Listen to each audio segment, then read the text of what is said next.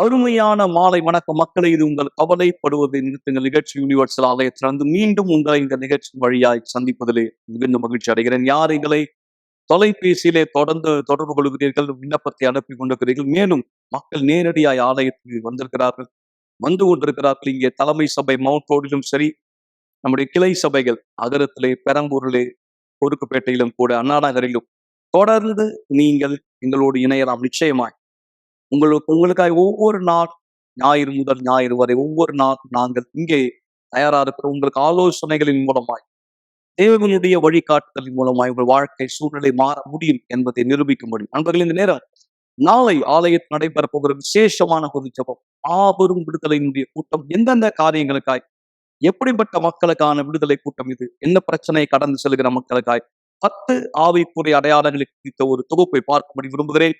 தொடர்ந்து நிகழ்ச்சியில் முன்னோக்கி செல்வதற்கு முன்பாய், உங்களால் தூங்க முடியவில்லை, ஆனால் அலாரம் ஆஃப் ஆகி விடுகிறது. பிற்பாடு மிக அலுவலான வேலையை செய்ய நீங்கள் தூங்குகிறீர்கள். ஏராளமான காஃபி, எனர்ஜி ட்ரிங்கை உட்கொண்டு அந்த நாளை நீங்கள் கடந்து செல்கிறீர்கள்.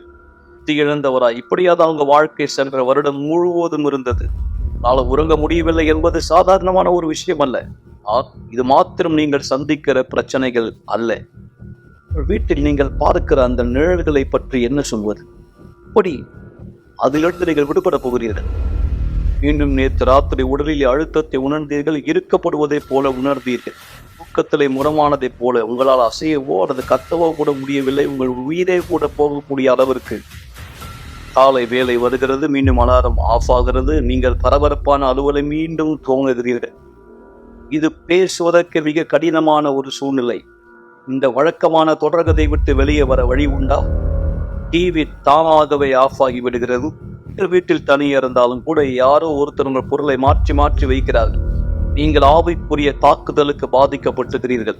இது 5வது தடவை இந்த மாதம் பதற்றத்திற்கான மாத்திரை வாங்க நீங்கள் மருந்து கடைக்கு சென்றது. இந்த மாதத்திலே அதிர்ச்சி தாக்குதலில் இருந்து உங்களை காத்துக் கொள்ளும்படி இறந்து போன குடும்ப ஒருத்தர் உங்களோடு பேசுவதை போன்ற குரல்களை கேட்கலாம். இது இனி உங்கள் வாழ்க்கையாய் ஒருபோதும் இருக்கக்கூடாது.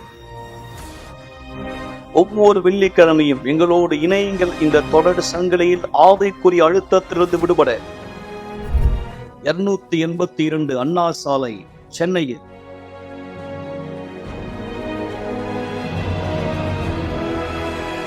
இந்த சாட்சி மக்களை, இந்த 10 அடையாளத்தினுடைய பாதிப்பிலிருந்து விடுதலையாக்கப்பட்ட ஒருவருடைய சாட்சி கண்டிப்பாய் இதோடு முடிவதில்லை. இன்னும் சாட்சிகள் தொடருகிறது. எனது ஆண்டவர் நேற்றும் இன்றும் மாறாதவராய் என்றும் இருப்பதினால் இப்பொழுதும் அவர் மக்கள் மத்தியில் அதிசயங்களை செய்கிறவராய், அற்புதங்களை செய்கிறவராய் இருக்கிறார். இங்கே யூனிவர்சல் ஆலயத்தில் எங்களோடு யார் விசுவாசத்தை இணைக்கிறார்களோ அவர்களுக்கு இன்றும் இங்கே அவர்கள் வாழ்க்கையிலே மாற்றங்கள் நடைபெறுகிறது. அதுதான் ஒவ்வொரு நாள் சாட்சிகளின் வழியாய் காண்பித்துக் கொண்டுகிறோம். நீங்கள் யார் உங்கள் வீட்டிலிருந்து அல்லது வேலை ஸ்தலத்திலிருந்து, ஒரு பார்க்கில் இருந்து கூட இந்த நேரம், இந்த இரவு நேரத்துல நீங்க வீட்டுக்கு போகல, ஒரு பார்க்ல அமர்ந்து கொண்டிருக்கலாம், வெளியில ஒரு இடத்துல இருக்கலாம். ஏனென்றால் உங்க வீட்டுக்குள்ள சுமூகமான சமாதானமான சூழ்நிலை இல்லை, அல்லது உங்க வீட்டுக்குள்ளே உறங்க சென்றால் உங்களுக்கு தூக்கம் வரல, பல பாதிப்புகளை, பல அழுத்தங்களை நீங்க சந்தித்தால், நண்பர்களே கவலைப்படாது, தேவனால் உங்களுக்கு உதவ முடியும். இதோ முதல் சாட்சி கவனிங்க. நான் யூனிவர்சல் ஆலயத்துக்கு வரதுக்கு முன்னாடி நொறுக்கப்பட்டிருந்தேன், பாதிப்படைஞ்சிருந்தேன், ரொம்ப கவனச்சிதைவடைந்திருந்தேன். எனக்கு வியாதியானது இருந்தது, மன அழுத்தம், பயம், தற்கொலை எண்ணம், தூக்கம் வராத பிரச்சனை, தைராய்டு வியாதியானது இருந்தது. இந்த மாதிரி நிறைய பிரச்சனை இருந்தது. மேலும் என் குடும்பத்தில் எப்பொழுதும் பிரச்சனையானது இருக்கும். சண்டை சச்சரவு எப்போதுமே எங்கள் வீட்டில் பிரச்சனையானது இருக்கும்.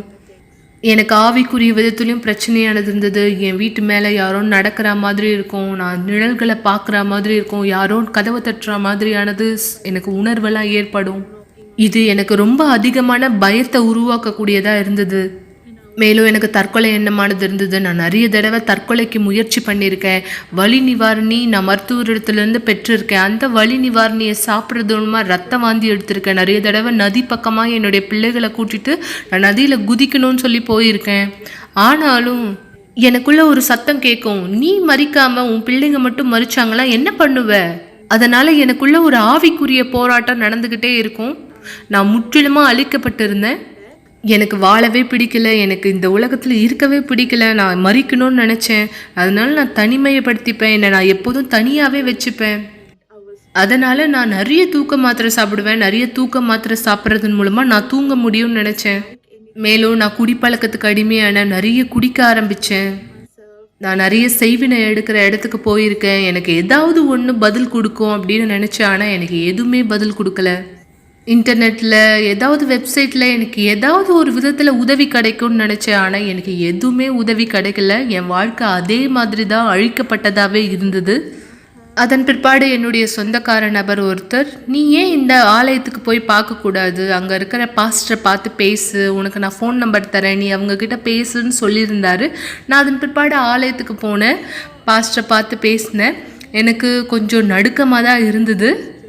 நான் போயிருந்தேன். அங்கே அப்போ பாஸ்டர் சொன்னார், நீங்கள் ஒன்றும் செய்ய தேவையில்லை, நீங்கள் ஆலயத்திற்கு கூட்டத்துக்கு வாங்க, நீங்கள் என்ன கேட்குறீங்களோ அதன்படி செய்யுங்க. நான் அந்த மாதிரி தான் கவுன்சிலிங்காக 3 மாதம் தொடர்ந்து போயிட்டு இருந்தேன். ஆனால் நான் அந்த 3 மாதத்தில் மாபெரும் மாற்றங்களை எனக்குள்ளாக பார்க்க ஆரம்பித்தேன். ஏன்னா நான் கோவப்படும் பொழுது நான் தான் குடிச்சிட்டு சாவியை தூக்கி போடுறது, பொருளை தூக்கி போடுறது, கத்துறது, அடிக்கிறதுன்னு நான் தான் ரொம்ப அதிகமான பிரச்சனைகளை பண்ணுவேன்.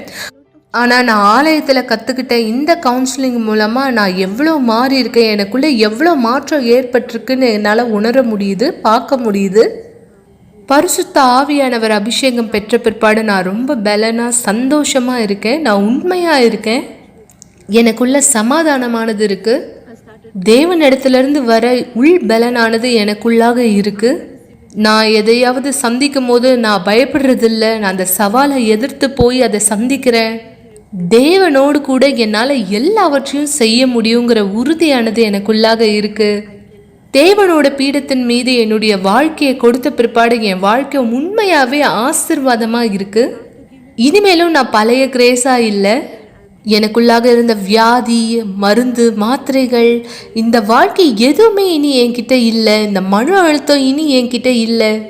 நான் குடிப்பழக்கத்துலேருந்து முற்றிலுமாக விடுதலையாக இருக்கேன். தூக்கம் வராத பிரச்சனையிலேருந்து விடுதலையாக இருக்கேன். இந்த குடிப்பழக்கத்துலேருந்து விடுதலையாக இருக்கேன். எனக்குள்ளாக தேவனுடைய சமாதானமானது இருக்குது. ரொம்ப சந்தோஷமாக இருக்கேன். எனக்குள்ள தேவனுடைய அன்பானது இருக்குது. எனக்குள்ள அமைதியானது இருக்குது. இனிமேலும் அந்த தற்கொலை எண்ணம், மன அழுத்தம், ஸ்ட்ரெஸ் எதுவுமே எனக்கு கிடையாது. நான் ரொம்ப சந்தோஷமாக இருக்கேன். இது தேவனுடைய பலத்தினால மாத்திரம்தான் நடந்தது.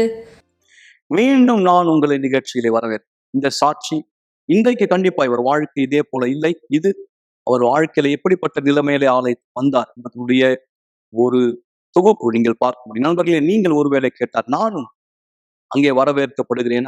மிக பெரும் அளவிலே நீங்கள் வரவேற்கப்படுகிறீர்கள். ஆண்டவர் தாமே சொன்னார், என்னிடத்திலே வருகிற ஒருவனை நான் புறம்பே தள்ளுவதில்லை. நிச்சயமா உங்களுக்கு வரவேற்பு உண்டு. வாழ்க்கை விட தள்ளப்பட்ட நிலைமையில இருக்கா, பரிதவிப்பான ஒரு நிலைமையில. சில நேரம் பிரச்சனை உங்களுடையதல்ல. சில நேரம் குடும்பத்தை சேர்ந்த ஒருத்தர் கடந்து போகிற சூழ்நிலை, நீங்க அதை சுமக்க வேண்டியிருக்கிறது. அவங்க வாழ்க்கையில சந்திக்கிற அந்த போராட்டம், கண்டிப்பா குடும்பம் சொல்லும்போது ஒருத்தரோட ஒருத்தர் பிணைப்பில் இருக்கிற ஒரு ஒரு சங்கிலியை போல. ஒரு இடம் பலவீனம் அடையும் போது மற்ற இடங்களும் பலவீனம் அடையும். ஒருத்தர் வாழ்க்கை தாக்கப்படும் போது மற்றொரு வாழ்க்கையும் அதனால பாதிப்புக்குள்ளாது. அதான் குடும்பம். எனவேதான் ஒருத்தருக்கு ஒருத்தர் உதவி, ஒருத்தர் பலப்படுத்திக் கொள்ள வேண்டியது அவசியம். குடும்பம் பலமான ஒன்றாய் கட்டப்படுகிறது. இந்த வீடு நிலைந்து இருக்கும்படி. எனவேதான் நீங்கள் யார் உங்க குடும்பத்திலே பிரச்சனைகளை, திருமண வாழ்க்கையில போராட்டங்களை கடந்து சென்று கொண்டிருந்தால், நான் இந்த நிகழ்ச்சியின் இறுதியில் உங்களுக்கான ஜபத்தை செய்ய போகிறேன். உங்களுடைய தண்ணீரை ஆயத்தப்படுத்த மறக்க வேண்டாம். இந்த நேரம் கூட நண்பர்களே, நீங்கள் எங்களை தொலைபேசி வழியாய் தொடர்பு கொள்ளவோ அல்லது வாட்ஸ்அப்ல செய்தி அனுப்பவோ விரும்பினால் உடனே நீங்கள் செய்யலாம். உங்களுக்காக ஒரு ஊழியக்காரர் தயாரா இருப்பார் உதவி செய்யும்படி. இதோ குடும்ப மாற்றத்துடைய இன்னொரு அற்புதமான சாட்சி நாம் கவனிக்கலாம். என்னோட பேர் கற்பகம். நான் என் முன்பாக என் வாழ்க்கை மிகவும் அழிக்கப்பட்ட நிலையில் இருந்தது. வீட்டில் பிரச்சனை, கடன் பிரச்சனை, குடும்பத்தில் அடிக்கடி சண்டை, என் குழந்தைங்க மூலமாக எனக்கு பிரச்சனை. என்னோட பெரிய மகள் பேர் சசிகலா. அவளுக்கு தான் அடிக்கடி பிரச்சனை இருந்துகிட்டே இருந்தது. உடல் வியாதி இருக்கும். அவள் காலேஜுக்கு போகிறத ஒரு பெரிய பாரமாக நினச்சி போயிட்டு இருந்தா. படிப்பை இது பண்ணுறது, அவளுக்கு ஒரு தாழ்வு மனப்பான்மை இருந்ததால், எனக்குள்ளேயும் தாழ்வு மனப்பான்மை, தற்கொலை என்ன இருக்கும். இதனோட எஃபெக்டாக என்னன்னு தெரியல, என் மகளோட வாழ்க்கையிலையும் அது இருந்தது.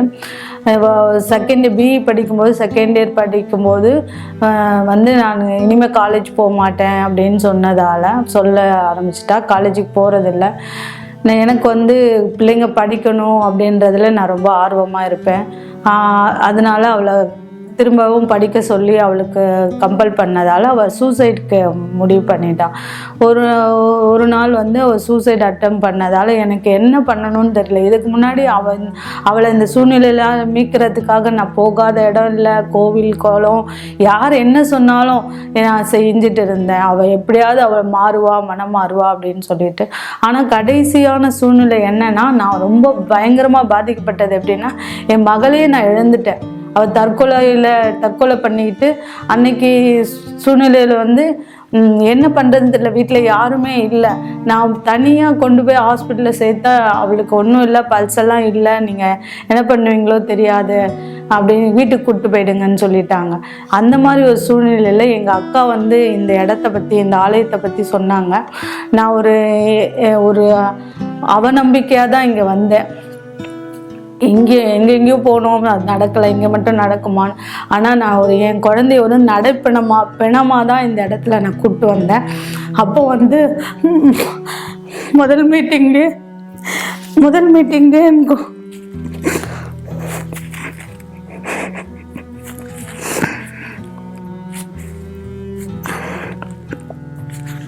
இங்கே வந்து அட்டன் பண்ண அந்த முதல் மீட்டிங்லேயே என் மகள் வந்து பலமாக உணர ஆரம்பித்தா. நானும் ஒரு வித்தியாசத்தை உணர ஆரம்பித்தேன். என் கண்களுக்கு முன்னாடி ஒரு வார்த்தை வந்து போனது, கர்த்தர் பெரிய காரியங்களை செய்ய வல்லவன். உண்மையாக அது என்னோட வாழ்க்கையில் அன்னைக்கு நடந்தது. அன்னைக்கு மீட்டிங் அன்னைக்கு நாங்கள் இந்த கவுன்சிலிங் முடிச்சுட்டு வெளியே போனால் என்னோட டாக்டர் வந்து எப்போவுமே அவள் வந்து ஒரு விஷயத்த செய்ய மாட்டா, நான் வந்து இவ தொடர்ந்து காலேஜ் போவாளா அப்படின்ற ஒரு அவநம்பிக்கையாக தான் இருந்தேன். ஆனால் அந்த கவுன்சிலிங்க்கு அப்புறமா அவள் என்ன சொன்னான்னா, என் மம்மி நாளையிலேருந்து நான் காலேஜுக்கு போகிறேன் அப்படின்னு. ஆல்ரெடி ஏற்கனவே ரொம்ப வீக்காக இருந்தால், தற்கொலைக்கு முயற்சி பண்ணதால் அவளால் ஒன்றும் பண்ண முடியாது, எப்படி பண்ணுவான். ஆனால் மறுநாள் காலையில் எழுந்திரிச்சு ஃப்ரெஷ்ஷாக கிளம்பி காலேஜ் போயிட்டா. அந்த தெருவே வந்து நாள் இந்த பிள்ளைக்கு ஏதோ பிரச்சனை, போலீஸ்லாம் வந்தது அப்படின்னு பார்த்தாங்க. இன்னைக்கு காலேஜ் போகிறாளே அப்படின்னு ஆச்சரியமாக பார்த்தாங்க. ஆனால் தேவன் கர்த்தர் என் வாழ்க்கையில் பெரிய காரியம். அந்த நாள் முதற்கொண்டு நாங்கள் ஒவ்வொரு நாளும் ஆலயத்துக்கு வர ஆரம்பித்தோம். கொஞ்சம் கொஞ்சமாக என் மகள் வாழ்க்கையில் விடுதலை வந்தது. என் மகள் மூலமாக நாங்கள் எல்லாருமே விடுதலை பெற ஆரம்பித்தோம். நானும் என் மகளுக்காக எல்லாம் செய்ய ஆரம்பித்து அவளோட ஒவ்வொரு அசைவிலையும் நான் சந்தோஷப்பட்டேன். நான் தேவனை கண்டடைஞ்சேன். அதுக்கப்புறமா இங்கே வர ஆரம்பித்தோம். முதல்ல நானும் என் மகளும், அடுத்து என் இளைய மகள், என் கணவர் எல்லாருமே வர ஆரம்பித்தோம். என் குடும்பம் முழுவதுமே படிப்படியாக தேவனை தெரிஞ்சு கொள்ள ஆரம்பித்தது. நாங்கள் எல்லா நாள் புதன்கிழமை வெள்ளிக்கிழமை கூட்டத்தில் குறிப்பாக முக்கியமாக கலந்துக்க ஆரம்பித்தோம். ஆவிக்குரிய வாழ்க்கையிலேருந்து விடுதலை பெற்றோம். என்னோட பண வாழ்க்கையிலையும் நான் வித்தியாசத்தை பார்க்க ஆரம்பித்தேன். கடன் பிரச்சனையிலேருந்து நான் கிட்டத்தட்ட 5 லட்ச ரூபாய் கடனோடு இந்த ஆலயத்தில் வந்திருந்தேன். இங்கே வந்த பிறகு நான் இங்கே கடந்த வழிநடத்தலில் கேட்டு கீழ்ப்படிய ஆரம்பித்தேன். இன்றைக்கி வந்து என்னோட கடன் எனக்கு கடன்றது எதுவுமே இல்லை. என்னோட கடன்ற பிரச்சனையிலேருந்து நான் முழுமையாக விடுதலை அடைஞ்சிருக்கேன். இந்த நடுவில் வந்து நான் நிறைய விஷயங்களை கடந்து போயிருக்கேன். எல்லாத்துக்கும் தேவன் எனக்கு வழிநடத்தல் கொடுத்துருக்காரு. அதுக்கப்புறம் இந்த ஆலயத்தில் வந்து நான் தொடர் சங்கிலி ஜபத்தில் கலந்துக்கும் போது பரிசுத்த ஆவியை பற்றி தெரிஞ்சுக்கிட்டேன். அதுக்காக நான் முன்னோக்கி போக ஆரம்பித்தேன். நான் ஒவ்வொரு தடவை நடக்கும் போதும் தொடர் சங்கிலி ஜபத்தில் கலந்துக்கிட்டேன். அப்போது ஒரு மாதம் பிப்ரவரி மாதம் ஜபத்தில் வந்து நான் பரிசுத்த ஆவியின் அபிஷேகத்தை பெற்றேன். அந்த நாள் வந்து அவ்வளோ ஒரு சந்தோஷத்தை நான் என் வாழ்க்கையில் அடைஞ்சேன். நான் ஓடி அவ்வளோ எல்லாருக்கிட்டையும் நான் பரிசுத்த ஆவியின் அபிஷேகத்தை பெற்றதுக்கான எனக்குள்ள அவ்வளோ ஒரு சந்தோஷம். அதுக்கப்புறம் வந்து நான் நிறைய விஷயங்கள் எனக்குள்ள மாற்றத்தை பார்க்க ஆரம்பித்தேன். முன்னாடி வந்து நான் எல்லாத்துக்குமே யாரையாவது டிபெண்ட் பண்ணி தான் இருப்பேன் எதையும் செய்கிறதுக்கு. இப்போ வந்து எல்லா விஷயத்துலையும் தேவன் என்னை வழி நடத்துகிறாரு. முன்னாடி யாரெல்லாம் என்னை அலட்சியமாக பார்த்தாங்களோ, நான் தேவனை தேடி போகிறத அவங்களுக்கெல்லாம் உதவி செய்கிற இடத்துல இப்போ தேவன் என்னை வச்சுருக்காரு. பண வாழ்க்கையிலும் சரி, எல்லா ஊழியத்துலேயும் சரி, தேவன் நான் வந்து என்னோட முழு குடும்பத்தையும் தேவனோட கரத்தில் கொடுத்துருக்கேன். என் பெரிய மகளை வந்து பாஸ்ட் ஒய்ஃபாக இருக்காங்க, இப்போ தேவனோட ஊழியத்தில் இருக்காங்க. அவங்க எனக்கு இதை விட வெளியே கொடுத்துருந்தா கூட நான் அவ்வளோ சந்தோஷமாக இருக்க மாட்டேன். என் மகளை தேவனோட கரத்தில் இருக்கிறதால நான் ரொம்ப சந்தோஷமாக இருக்கேன். என்னோட கணவரும் இப்போது முழுமையாக மாறி இருக்காரு. இப்போ என் குடும்பத்தில் சமாதானம் இருக்குது, செழிப்பு இருக்குது. எங்கள் குடும்பத்திலேயே நாங்கள் என் ஃபேமிலின்னு எடுத்துக்கும் போது என்னை சுற்றி இருக்கவங்க எல்லாருக்குமே நான் ஒரு சாட்சியாக இருக்கேன். இப்போ அவங்களும் எங்கள் மூலமாக ஒருத்தராக தேவனை பற்றி தெரிஞ்சுக்க ஆரம்பிச்சிருக்காங்க. இந்த சந்தோஷத்தை கொடுத்த தேவனுக்கு, சமாதானத்தை கொடுத்த தேவனுக்கு இதே மாதிரி உங்கள் வாழ்க்கையும் மாற முடியும். யாரெல்லாம் இந்த மாதிரி தற்கொலை பிரச்சனை, குடும்ப பிரச்சனை, எதிர்காலமே இல்லை, இருண்டு போயிருக்கா, நீங்கள் எல்லாருமே நிச்சயமாக இந்த இடத்துல வரும்போது ஒரு வித்தியாசத்தை உணர்வீங்க. நீங்கள் உங்கள் வாழ்க்கையில் வெற்றி பெற முடியும். ஆசீர்வாதமாக இருக்க விரும்புகிறீங்களா? அதுக்கான ஒரே இடம் இதுதான்.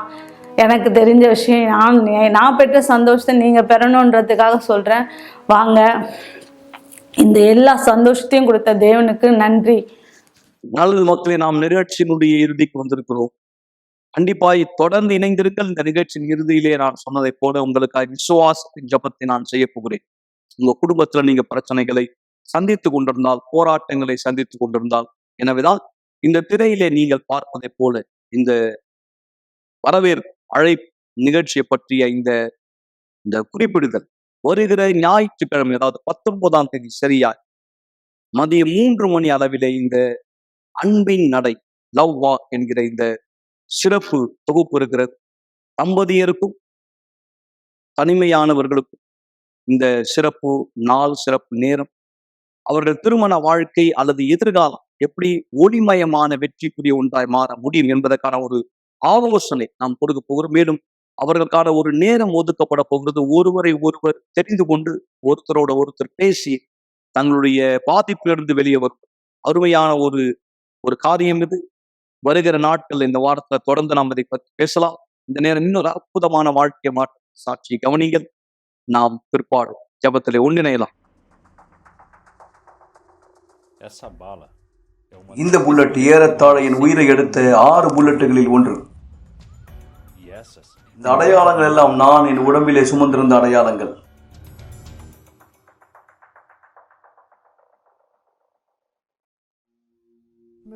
ஏன் பையன் ஒரு கிறிஸ்துவ குடும்பத்துலதான் வளர்ந்தான். அவன் வளர வளர வாலிபனாக ஒரு தருணத்துல ஆலயத்துக்கே போக விரும்பலன்னு சொன்னான். அந்த தருணத்துல இருந்துதான் எல்லாமே ஆரம்பிச்சது. எங்க பையனா இதுன்னு யோசிக்கிற அளவுக்கு இருந்தது. ஏன்னா அவனோட நடவடிக்கை எங்களுக்கு காமிச்சது இனிமேலும் அவன் பழைய நபரா இல்ல. ஒரு அன்பா கடினமா வேலை செய்யக்கூடிய நபரா இருப்பான். ஆனா அவன் இப்ப அப்படி இல்ல. நான் அதிக நேரம் தெருவில் செலவழிக்க தொடங்கினேன். இரவு நேரங்கள் நான் வீதியில தங்குவேன். ராத்திரி வெளியே தான் நான் செலவழிப்பேன். நான் பள்ளிக்கூடம் போறதா சொல்லுவேன். நான் பள்ளிக்கூடம் போகாம மாலை வகுப்பை தவிர்த்துட்டு கெட்ட நண்பர்களோட வெளியே சுற்றுவேன். தவறான காரியங்கள் செய்வேன். அப்போ எனக்கு அது தவறுன்னு தெரியல. இரவு நேரங்களை வெளியே இருந்து நான் திருட ஆரம்பிச்சேன். பிற்பாடு போதை பழக்கத்துக்கு அடிமையான போதைப் பொருள் விற்கவும் தொடங்கினேன். பல பார்களுக்கு போவேன். அப்போ இந்த மாதிரியான நபர்களை நாங்க பார்ப்போம். இந்த படத்துல நீங்க பாக்குற மாதிரி இங்கதான் நாங்க திட்டம் தீட்டுவோம். எப்படி திருட்டுறது, எந்த நேரம் போலாம், எங்க போலாம்னு நாங்க திட்டம் பண்ணுவோம். யாரெல்லாம் போறது, எப்படிப்பட்ட ஆயுதங்கள்லாம் நாங்க பயன்படுத்த போறோம் அப்படின்னு நாங்க திட்டம் பண்ணுவோம்.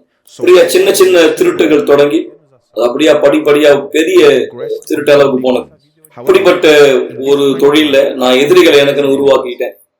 ஒரு தடவை நான் அப்படியே துப்பாக்கியால சுடப்பட்டேன். கொல்ல முயற்சி அப்படின்ற ஒரு அனுபவம் எனக்கு இருக்கு. என்ன கொல்ல முயற்சி பண்ணவன் 6 தடவை என்ன சுட்டா. ஆனா வெறும் 3 குண்டு தான் என் மேல பட்டது.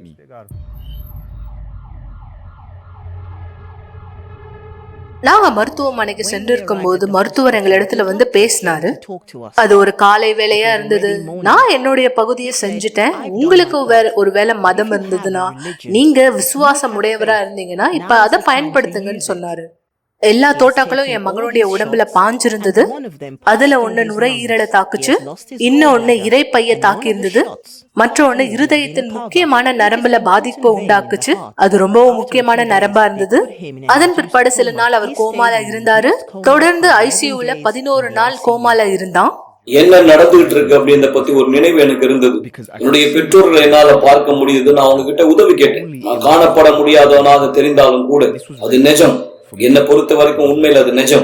நான் உண்மையிலேயே அதை அனுபவிச்சேன். நாங்க ஹாஸ்பிட்டலை விட்டு வெளியே வந்தோம், பீடத்தை நோக்கி நேரடியா போனோம். நாங்க தேவனிடத்துல பேசணும், எங்களுடைய தியாகத்தை பீடத்தின் மீது அர்ப்பணிச்சோம். எல்லோரும் என்னுடைய மகனுடைய சூழ்நிலையிலிருந்து கத்துக்கொண்டாங்க. முழு ஹாஸ்பிட்டலும் இத குறித்து தெரிஞ்சுக்கிட்டாங்க. இது உண்மையாவே மாபெரும் அதிசயமா இருந்தது. என் மகனுக்கு வைக்கப்பட்ட டியூப் எல்லாத்தையும் எடுத்தாங்க. எங்களுக்கான பதில் கிடைச்சது. நான் பார்த்த முதல் நபர் என்னுடைய தாய். நான் என்னுடைய அம்மாவோட பேச முயற்சி பண்ணேன், ஆனா வெறும் அசைவுதான் இருந்தது, சத்தம் வெளியே வரல. ஏன்னா என் தொண்டையில ஏதோ ஒண்ணு அடைச்சிருந்தது எனக்கு. அப்படியே இது என்ன மிக பெரும் அளவுல திகில் ஊட்டியது. ஆனா இது என்ன தேவனுக்கு நெருக்கமா கொண்டு வரல. மாறாக நான் மருத்துவமனையிலிருந்து வெளியே வரும்போது என் உடலுக்குள்ள ஒரு குண்டோட தான் வந்தேன். அதனால வீட்டுக்கு நான் ரொம்ப கோபத்தினுடைய ஆவியோட வந்தேன். நான் ஒரு துப்பாக்கியோட தான் வீட்டுல இருந்து புறப்படுவேன். என் வீல் சேருக்கு அடியில அதை வச்சிருந்தேன். நான் பழி வாங்க துடிச்சேன். எனக்கு அவங்க என்ன பண்ணாங்களோ அதே மாதிரி நான் அவங்களுக்கு செஞ்சாகணும்னு விரும்பினேன். பெரிய பெரிய திருட்டுகளை ஈடுபட தொடங்கினேன். பேங்க்லயும் கொள்ளடிக்க தொடங்கினேன். ஏடிஎம்கள்லயும் நான் கொள்ளடிக்க தொடங்கினேன். ஒரு கொள்ளையானது செய்தித்தாள்ல கூட வந்தது. ஏன்னா எங்களோட இருந்த கொள்ளையில் ஈடுபட்ட ஒருத்தன் போலீஸால சுட்டு கொல்லப்பட்டான். அப்படியே ஒரு பெட்ரோல் பங்க்ல திருட போயிருந்தோம். அங்க சில போலீஸுங்க இருந்தாங்க. இப்போ எங்களோட இருந்த கொள்ளையில் ஈடுபட்ட ஒருத்தன் சுட்டுக் கொல்லப்பட்டான். கடைசி தடவையா நான் பேங்க்ல கொள்ளடிக்க போனபோது அதுவும் தவறா முடிந்தது. தப்பிக்க பார்த்தோம். அப்படி தப்பிக்க பார்த்த சமயத்துல நான் காரை கொண்டு போய் இடிச்சுட்டேன், நசுங்கிடுச்சு. நான் காரை ஓட்டிட்டு போனேன். தப்பிக்க முயற்சி பண்ணும்போது போலீஸ் எங்களை பார்த்து சுட்டுட்டே இருந்தாங்க துப்பாக்கியால. கொஞ்ச நேரத்துல போலீஸ் எங்களை தடுத்து நிறுத்தி எங்களை பிடிச்சிட்டாங்க. அந்த போலீஸ்காரர் அன்னைக்கு என்ன பார்த்து சொன்னார், நீ இன்னைக்கு மீண்டும் பிறந்திருக்க, இல்லன்னா நீங்க அந்த பெண்டு திரும்பி வண்டியை ஓட்டிட்டு போயிருந்தீங்க, நாங்க தடுப்பு வச்சு காத்துட்டு இருந்தோம் உங்களை சுட்டு பிடிக்கிறதுக்காக. அந்த நாள் நான் புரிஞ்சுக்கிட்டேன், தேவனிடத்துல இருந்து எனக்கு இன்னொரு விடுதலை கிடைச்சிருக்கு அப்படின்னு. அன்னைக்கு அதிகாலை நேரம் அது நடந்தது. அப்படியா மற்ற கைதிகளோட கூட கைது செய்யப்பட்ட குற்றவாளிகளோட போலீஸ் ஸ்டேஷன் கொண்டு போகப்பட்டது. மறுநாள் ஒரு பையன் அங்க பைபிள் படிச்சுட்டு அது என்ன ரொம்பவும் தொந்தரவுப்படுத்த தொடங்குச்சு. ஏன்னா நாங்க எல்லாருமே ஒன்னா ஒரு சிறு இடத்துல இருந்தோம். நான் அவனை கூப்பிட்டு கேட்டேன், நீ என்ன படிச்சுட்டு இருக்காங்க? அப்போ அவன் எங்க இடத்துல விரல் காண்பிச்சு அவன் படிச்ச அந்த அதிகாரத்தை குறித்து எனக்கு சொன்னான். என்னாகமம் 22 கர்த்தர் ஒரு கழுதையை பயன்படுத்தினார் பாலாம் இடத்துல பேசும்படி. தொடர்ந்து அவன் அதே வழியில முன்னோக்கி போனார். ஒரு தேவ தூதன் அவன் அங்க சங்கரிப்பார். இது என்னுடைய வாழ்க்கை கதையை அடையாளப்படுத்துற மாதிரி இருந்தது. நான் அப்படியாதான் நான் வாழ்ந்துட்டு இருந்தேன். சிறைச்சாலைக்குள்ள அந்த வார்த்தையின் மூலமாக தான் நான் மீண்டும் இயேசுவோடு என்னை நிலைப்படுத்திக் கொண்டு தொடங்கினேன். எங்களுக்கு ஏற்கனவே பதில் கிடைச்சிச்சுங்கிற உறுதி எங்களுக்குள்ள இருந்தது. எங்களுடைய பதில் எங்களிடத்துல இருக்குங்கிற உறுதி எங்களுக்கு இருந்தது. ஏன்னா தேவன் தியாகத்துக்கு பலன் அளிக்கிறவரா இருக்காரு. சிறைச்சாலை குழுவை சேர்ந்தவங்க சிறைச்சாலைக்குள்ள ஊழியம் செஞ்சுட்டு இருந்தாங்க. அப்படியாகதான் நான் போதகர்கிட்ட இருந்து கற்றுக்கொண்டேன். அவங்க எங்களுக்காக கொடுத்த அந்த விசுவாசம், அந்த காலகட்டம் நான் சிறைச்சாலைக்குள்ள இருந்தேன். சென்ற வருஷம் நான் மீண்டும் அந்த மீதி நாட்களை சிறைச்சாலையில கழிக்க வேண்டியிருந்தது. எனக்கு கொடுத்த சிறை தண்டனையினுடைய மீதி நாட்களை நான் அங்க முடித்து விட்டு வந்தேன். எனக்கு நினைவு இருக்கு, 2 வருஷம் நான் சிறை தண்டனை அனுபவிக்கணும். உண்மையில நான் சிறைச்சாலை விட்டு வெளியே வரணும்னு கூட கேட்கணும். நான் இயேசுவோட கூட இருந்ததுனால அந்த இடத்தை பத்தி எனக்கு எந்த விதமான ஒரு எண்ணமும் இல்லை. என் உடல் மட்டும் தான் சிறைக்குள்ள இருந்து. உண்மையில 2 வருஷம் சிறை தண்டனை அனுபவிக்கிறேன். நான் 1 வருஷத்துல வெளியே வந்துட்டேன். ஆச்சரியத்தோட 1 வருஷத்துக்கு நான் வீட்டுக்கு வந்துட்டேன். நான் விடுதலை செய்யப்பட்டேன்னு சொல்லி எங்க அம்மாவால நம்ப முடியல. அந்த நேரத்துல அந்த பழைய அங்கேயே விடப்பட்டான். அந்த பழைய வாழ்க்கை இப்போ நான் என்னுடைய பகுதியை செய்ய வேண்டிய நேரம். சிறைச்சாலை விட்டு நான் வெளியே வந்தாலும் கூட நான் புரிந்து கொண்டேன், ஆலயத்துல கூட்டங்களை கலந்து கொண்டாலும் கூட நான் இன்னும் முழுமை அடையல. நான் திருடுவதை நிறுத்தினாலும் கூட, கொள்ளை அடிக்கிறது அந்த போத பழக்கத்தை நான் கைவிட்டாலும் கூட, எல்லா நேரம் போதகர் பரிசுத்தாவை குறித்து பேசிக் கொண்டிருந்தார். பரிசுத்தாவை குறித்து தொடர்ந்து பேசிக் கொண்டிருந்தார். நான் அதை கேட்டேன். ஆலயத்துடைய இருக்கையில உட்கார்ந்துட்டு இருக்கிற இன்னொரு நபர் நான் இருக்க விரும்புறேன். இல்ல, இஸ்ரவேல் சிறப்பு நிகழ்ச்சியானது வந்தபோது முன்னாடி ஒரு இடத்துல வேலை செஞ்சுட்டு இருந்தேன். ஒரு கணிசமான நல்ல அளவு தொகை என்னிடத்துல போயிருந்தது. நான் அதை தியாகம் செய்ய தீர்மானிச்சேன். என்னுடைய ஆவிக்குரிய வாழ்க்கைக்காக, என் ஆவிக்குரிய வாழ்க்கைக்கு தியாகம் பண்ண முடிவெடுத்தேன். நான் தேவன் அறியணும், எனக்கு பரிசுத்தாவை கிடைக்கணும். எந்த அளவு நான் அவரை பத்தி அதிகமா கேள்விப்பட்டிருக்கேன், அந்த பரிசுத்தாவை எனக்கு வேணும்னு நான் தீர்மானிச்சேன். எனவே நான் தேவனோடு கூட என்னுடைய ஒப்பந்தத்தை செய்தேன்.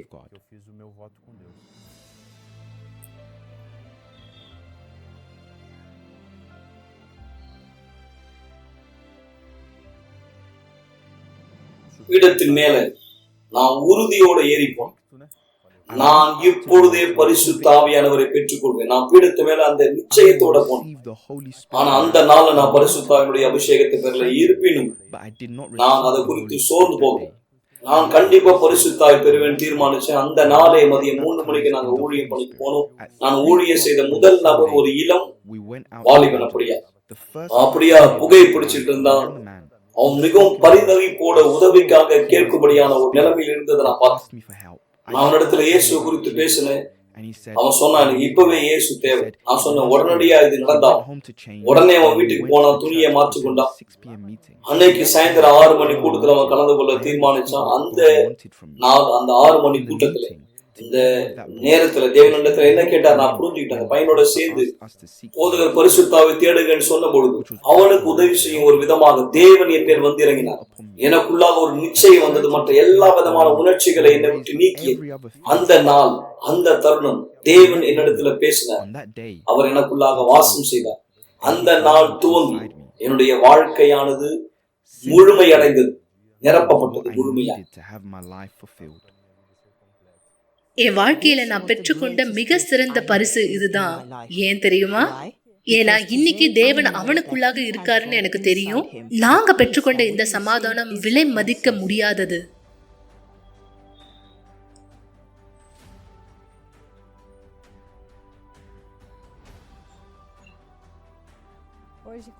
இன்னைக்கு என் பையன் செழிப்பானவனா இருக்கான், நல்ல பையனா இருக்கான், எல்லாத்துலயும் நல்லா இருக்கான். அவனோட பண வாழ்க்கை நல்லா இருக்கு, என்னுடைய பண வாழ்க்கை நல்லா இருக்கு.